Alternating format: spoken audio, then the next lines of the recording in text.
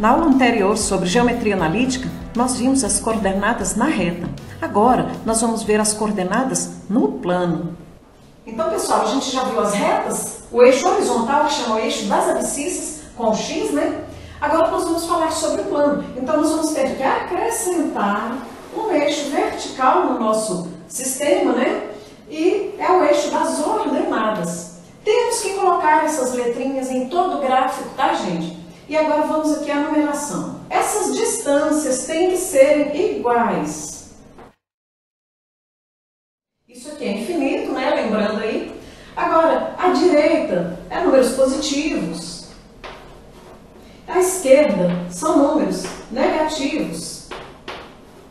O eixo vertical, acima, são números positivos.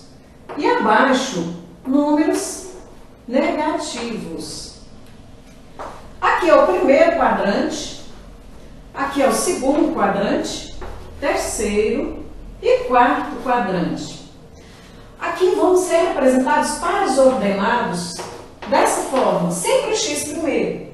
Então, os sinaizinhos de todos esses dois valores no primeiro quadrante são positivos. Aqui, o x é negativo e o y é positivo. No terceiro quadrante, todos os dois são negativos. E no quarto quadrante, o x é positivo e o y é negativo. Nós vamos ver aí com mais detalhes sobre esse plano. Então, pessoal, reforçando aí, os valores de x são as abscissas e os valores de y, as ordenadas. Então, nós vamos marcar esses pontos nesse sistema. Vamos lá. O ponto A é 0 e 0. Na verdade, isso é a origem, porque olha só, a gente sempre olha no x primeiro, depois é que é o y. Sempre o primeiro número é o x. Então, o 0 no x, no eixo horizontal, no caso, né? Ou o eixo das abscissas, estaria aqui. Mas eu ainda não vou marcar, eu só vou marcar quando eu definir quem é o y.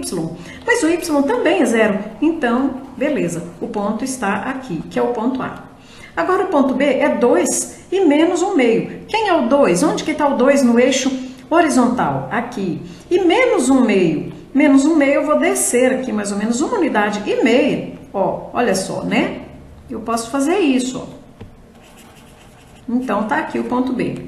Ponto C, menos 2 com 1/3. Menos 2 sempre no x primeiro. E 1/3 positivo. Então, eu não marco, olha só. Eu só olho onde que está o número que é referente a x, né?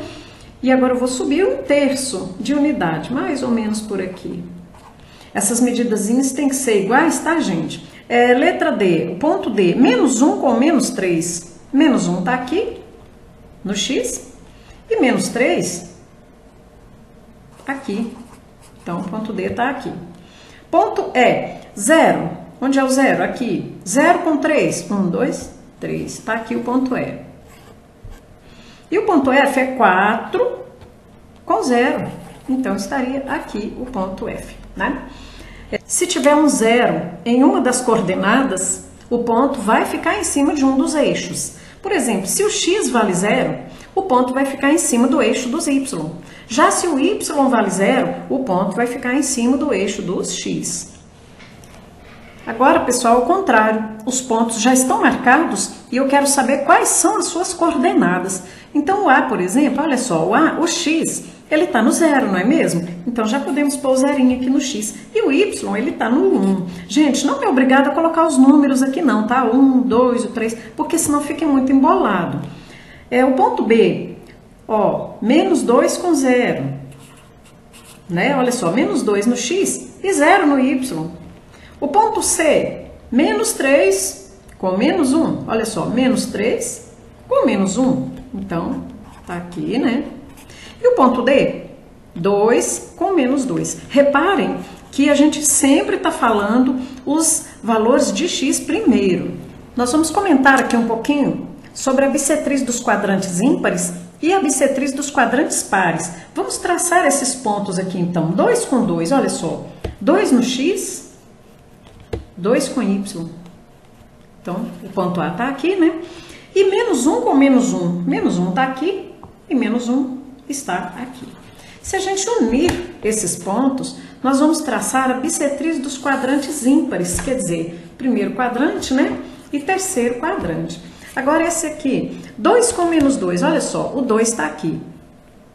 E o menos 2 Tá aqui embaixo. 1 com menos 1. 1 com menos 1. Tá aqui, ó. Unindo esses pontos, nós vamos ter aí a bissetriz dos quadrantes pares. Reparando aí que a bissetriz dos quadrantes ímpares é formada com coordenadas iguais, né? Já a bissetriz dos quadrantes pares com coordenadas simétricas. Nós vamos falar um pouquinho sobre simetria, no caso entre pontos, né? Então, qual é o ponto simétrico, qual é o ponto A? Em relação à origem, certamente tem que ser um ponto que esteja na posição contrária, né, à origem. Olha só, eu fazendo pelo desenho, eu estou encontrando esse ponto aqui. Mas se for fazer algebricamente, a gente vai encontrar um ponto à linha sendo menos 1, menos 2. No caso, é só trocar o sinal dos dois números. Então, se eu quiser encontrar um ponto simétrico em relação à origem de um ponto, é só eu copiar o ponto trocando o sinal das duas coordenadas, né? Agora, eu queria o simétrico de A em relação ao eixo dos x. Então, agora, o meio é como se fosse, assim, uma visão contrária, né? Olha só, em relação ao eixo dos x, o ponto seria esse. Então, seria o mesmo 1, só que com menos 2, né? Então, 1 e menos 2. E em relação ao eixo dos y, já seria para cá, ó. Aí seria menos 1 com 2. Então, o simétrico em relação à origem troca todos os dois sinais.